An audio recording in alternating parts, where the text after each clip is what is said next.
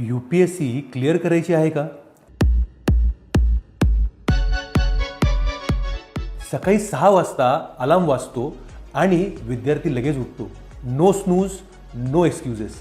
सकाळचा वेळ serious aspirants toughest सब्जेक्टसाठी ठेवतो, कारण विल पॉवर सगळ्यात जास्त ह्याच काळात असतो मित्रांनो.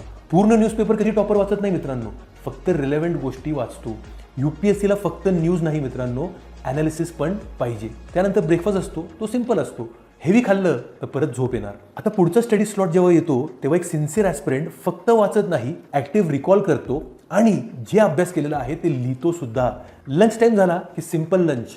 डाएट पण मित्रांनो तुमच्या प्रिपरेशनची एक महत्त्वाची स्ट्रॅटेजी असते. जेवण झाल्यानंतर एक 20 मिनिटाचा नॅप ही आळस नाही आहे, हा एक परफॉर्मन्स टूल असतो मित्रांनो. आफ्टरनूनला एनर्जी कमी असली तर एक विद्यार्थी क्लासेस, लेक्चर्स किंवा पॅसिव्ह लर्निंग करतो. संध्याकाळी परत चहा घेतो. चहावरती जास्ती चर्चा करत नाही, फक्त माइंड रिसेट करण्यासाठी. UPSC ही फक्त नॉलेज एक्झाम नाही, ही ॲप्लिकेशनची एक्झाम आहे. म्हणून अभ्यास करताना PYQs एक चांगला विद्यार्थी इग्नोर करत नाही.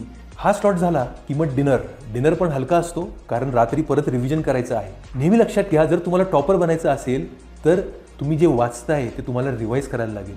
रिव्हिजन हे डेली, वीकली आणि मंथली करावंच लागतं. झोपण्यापूर्वी माइंड एकदम शांत करा, कारण की उद्याचा दिवस आजच्या झोपेपासून चालू होतो. मित्रांनो, UPSC टॉपर्स वेगळे नसतात, त्यांचे हॅबिट्स वेगळे असतात. जो रोज जिंकतो तोच एक दिवस UPSC मध्ये पण जिंकतो.